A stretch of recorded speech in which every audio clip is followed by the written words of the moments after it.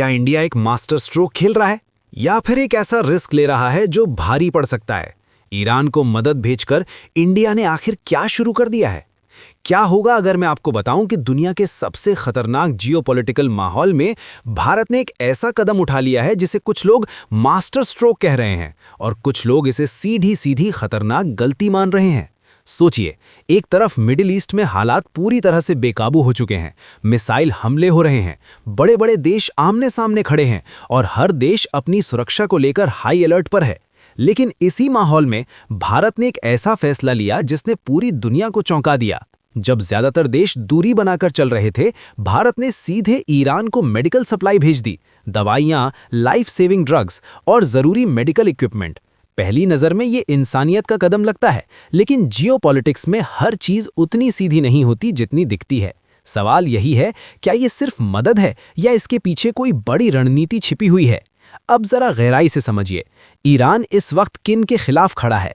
America और Israel. और भारत के सबसे मजबूत रिश्ते किन के साथ हैं? वही अमेरिका और Israel. Defence deals, technology transfer, intelligence sharing, सब कुछ इन देशों से जुड़ा हुआ है। ऐसे में अगर भारत उनके विरोधी देश को मदद भेजता है तो ये सिर्फ मानवता नहीं रह जाती, बल्कि एक ऐसा संकेत बन जाता है जिसे हर देश अपने नजरिए से देखता है। यहीं से ये कहानी और ज्यादा पेचीदा हो जाती है, क्योंकि भारत यहीं नहीं रुका, चुपचाप उसने अपना अगला कदम भी उठा लिया। और ये कदम था अफगानिस्तान की ओर, जहां पहले से ही हालात बेहद नाजुक हैं। भारत ने वहां मेडिकल सप्लाई भेजनी शुरू कर दी, एयर कार्गो से, लैंड रूट से और अलग अलग चैनलों के जरिए।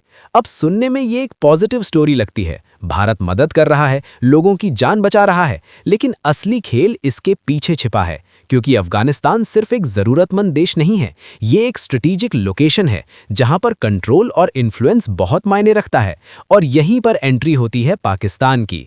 पाकिस्तान लंबे समय से अफगानिस्तान को अपने प्रभाव क्षेत्र के रूप में देखता आया है, लेकिन अब जब भारत वहां तेजी से एक्टिव नजर आता है तो ये पाकिस्तान के लिए सिर्फ एक मदद नहीं, बल्कि एक सीधी चुनौती बन जाती है। एक ऐसा संकेत कि भारत अब उसके बैकयार्ड में भी अपनी मौजूदगी मजबूत कर रहा है। अब जरा इस पूरे गेम को जोड़कर देखिए। एक तरफ भारत ईरान की मदद कर रहा है, जिससे अमेरिका और इजराइल जैसे उसके करीबी पार्टनर्स असहज हो सकते हैं। दूसरी तरफ भारत अफगानिस्तान में अपनी पकड़ मजबूत कर रहा है, जिससे पाकिस्तान भड़क रहा है। और तीसरी तरफ चीन पहले से ही बॉर्डर पर दबाव बनाए बैठा है। तो सवाल उठता है, क्या भारत एक साथ कई मोर्चे खोल रहा है या फिर ये सब एक सोची समझी रणनीति का हिस्सा है? क्योंकि अगर आप ध्यान दें तो ये सिर्फ मेडिकल सप्लाई भेजने की बात नहीं है, इसके पीछे एक बड़ा इकोनॉमिक और स्ट्रेटेजिक एंगल भी छिपा हुआ है। भारत का फार्मा सेक्टर तेजी से बढ़ रहा है और अफगानिस्तान जैसे देशों में एंट्री करके वो नए मार्केट कैप्चर कर सकता है। साथ ही ये कदम सेंट्रल एशिया तक पहुंच बनाने का रास्ता भी खोलता है। लेकिन हर रणनीति के साथ जोखिम भी आता है, और यहाँ जोखिम बहुत बड़ा है। अगर अमेरिका और इजराइल इस कदम को गलत तरीके से लेते हैं तो डिफेंस और टेक्नोलॉजी सपोर्ट पर असर पड़ सकता है। अगर पाकिस्तान और ज्यादा आक्रामक हो जाता है तो बॉर्डर पर तनाव बढ़ सकता है। और अगर चीन इसी मौके का फायदा उठाता है तो भारत के लिए स्थिति और ज्यादा मुश्किल हो सकती है। यानी एक तरफ संभावनाएं हैं और दूसरी तरफ खतरे। और भारत इस समय ठीक उसी लाइन पर चल रहा है जहां एक छोटा सा गलत कदम बड़े संकट में बदल सकता है। अब सबसे दिलचस्प बात यह है कि भारत की तरफ से इस पर ज्यादा शोर नहीं किया जा रहा। कोई बड़ा बयान नहीं, कोई आक्रामक प्रतिक्रिया नहीं।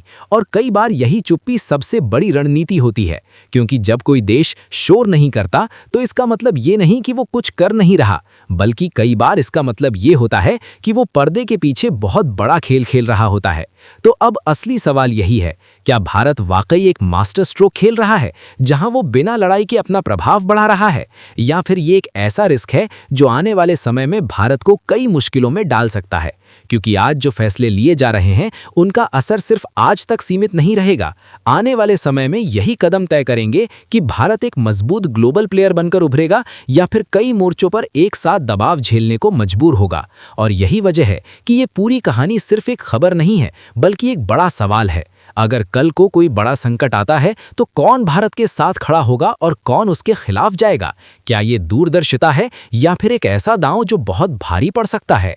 अब यहाँ से कहानी और भी ज्यादा खतरनाक और दिलचस्प मोड़ लेती है, क्योंकि जो शुरुआत में सिर्फ मेडिकल हेल्प लग रही थी, वो धीरे धीरे एक बड़े जियोपॉलिटिकल गेम में बदलती नजर आने लगती है।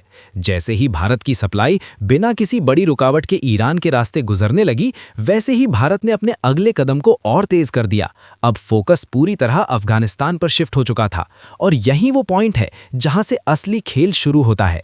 भारत ने एक प्लान के तहत अपनी बड़ी बड़ी फार्मा कंपनियों को एक्टिव किया, फिर मल्टी रूट स्ट्रैटेजी अपनाई गई ताकि किसी एक रास्ते पर निर्भरता ना रहे। कुछ सप्लाई एयर कार्गो के जरिए सीधे काबुल भेजी गई, जबकि कुछ चाबहार पोर्ट और लैंड रूट के जरिए अफगानिस्तान के अलग अलग हिस्सों तक पहुंचाई गई। काबुल, कंधार, हेरात, नंगाहार जैसे संवेदनशील इलाकों में ये मदद पहुंची, जहां अस्पतालों पर दबाव था और दवाइयों की भारी कमी देखने को मिल रही थी। अब इसे एक आम इंसान की नज़र से देखें तो ये एक शानदार और इंसानियत से भरा कदम लगता है। जहां जरूरत थी वहां मदद पहुंचाई गई। लेकिन जियोपॉलिटिक्स में हर कदम का मतलब सिर्फ वही नहीं होता जो दिखता है। इसके पीछे छिपा होता है इन्फ्लुएंस, पावर और लॉन्ग टर्म स्ट्रैटेजी, और यहीं से इस कहानी का असली एंगल सामने आता है। अफगानिस्तान सिर्फ एक जरूरतमंद देश नहीं है, बल्कि ये एक स्ट्रेटेजिक लोकेशन है। जो भी देश वहां अपनी मौजूदगी मजबूत करता है, उसे सेंट्रल एशिया तक पहुंच बनाने का मौका मिलता है। और यही चीज पाकिस्तान को सबसे ज्यादा परेशान कर रही है, क्योंकि पाकिस्तान लंबे समय से अफगानिस्तान को अपने प्रभाव क्षेत्र के रूप में देखता आया है। लेकिन अब जब भारत वहां तेजी से एक्टिव नजर आता है, तो ये पाकिस्तान के लिए सिर्फ मदद नहीं, बल्कि एक सीधी चुनौती बन जाती है। एक ऐसा संकेत कि भारत अब उसके बैकयार्ड में भी अपनी मौजूदगी मजबूत कर रहा है। और जब बात दो परमाणु शक्ति वाले देशों के बीच हो, तो हर छोटा कदम भी बड़े टकराव की वजह बन सकता है। और कहानी यहीं खत्म नहीं होती। हाल ही में अफगानिस्तान ने पाकिस्तानी दवाइयों के इंपोर्ट पर रोक लगा दी, जो पहले लगभग 70% तक निर्भर था। अब ये मार्केट धीरे धीरे भारत के पास शिफ्ट हो रहा है। सोचिए, इसका मतलब क्या है? जो आर्थिक फायदा पहले पाकिस्तान को मिलता था, अब वो भारत को मिलने वाला है। और यही वजह है कि पाकिस्तान इसे सिर्फ राजनीतिक नहीं, बल्कि आर्थिक हमला भी मान रहा है। भारत और अफगानिस्तान के बीच बड़े स्तर पर फार्मा समझौते हो रहे हैं।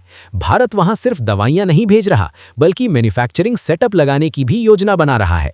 यानी ये कोई शॉर्ट टर्म कदम नहीं है, बल्कि एक लॉन्ग टर्म गेम है।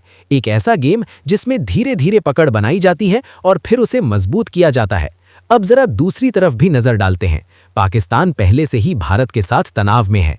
बॉर्डर पर अक्सर हालात बिगड़ते रहते हैं, और अब जब भारत अफगानिस्तान में अपनी मौजूदगी बढ़ा रहा है, तो ये पाकिस्तान के लिए एक सीधा खतरा बन जाता है। यही वजह है कि उसने खुले तौर पर चेतावनी दी है कि वो इस स्थिति को बर्दाश्त नहीं करेगा। अब पूरी तस्वीर को एक साथ जोड़कर देखिए। एक तरफ भारत ईरान की मदद कर रहा है, जिससे अमेरिका और इजराइल जैसे उसके करीबी पार्टनर्स असहज हो सकते हैं। दूसरी तरफ भारत अफगानिस्तान में अपनी पकड़ मजबूत कर रहा है, जिससे पाकिस्तान भड़क रहा है। और तीसरी तरफ चीन पहले से ही बॉर्डर पर दबाव बनाए बैठा है।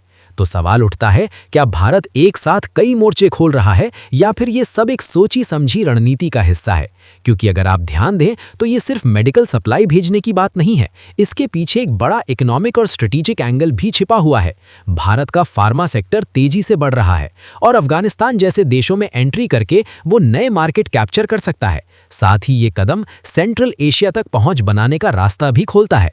लेकिन हर रणनीति के साथ जोखिम भी आता है, और यहाँ जोखिम बहुत बड़ा है। अगर अमेरिका और इजराइल इस कदम को गलत तरीके से लेते हैं, तो डिफेंस और टेक्नोलॉजी सपोर्ट पर असर पड़ सकता है। अगर पाकिस्तान और ज्यादा आक्रामक हो जाता है, तो बॉर्डर पर तनाव बढ़ सकता है। और अगर चीन इसी मौके का फायदा उठाता है, तो भारत के लिए स्थिति और ज्यादा जटिल हो सकती है।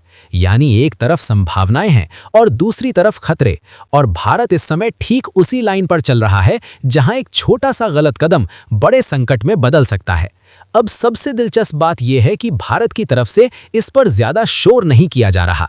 कोई बड़ा बयान नहीं, कोई आक्रामक प्रतिक्रिया नहीं, और कई बार यही चुप्पी सबसे बड़ी रणनीति होती है। क्योंकि जब कोई देश शोर नहीं करता, तो इसका मतलब ये नहीं कि वो कुछ कर नहीं रहा, बल्कि कई बार इसका मतलब ये होता है कि वो पर्दे के पीछे बहुत बड़ा खेल खेल रहा होता है। तो अब असली सवाल यही है, क्या भारत वाकई एक मास्टर स्ट्रोक खेल रहा है, जहां वो बिना लड़ाई के अपना प्रभाव बढ़ा रहा है, या फिर ये एक ऐसा रिस्क है जो आने वाले समय में भारत को कई मुश्किलों में डाल सकता है? क्योंकि आज जो फैसले लिए जा रहे हैं, उनका असर सिर्फ आज तक सीमित नहीं रहेगा।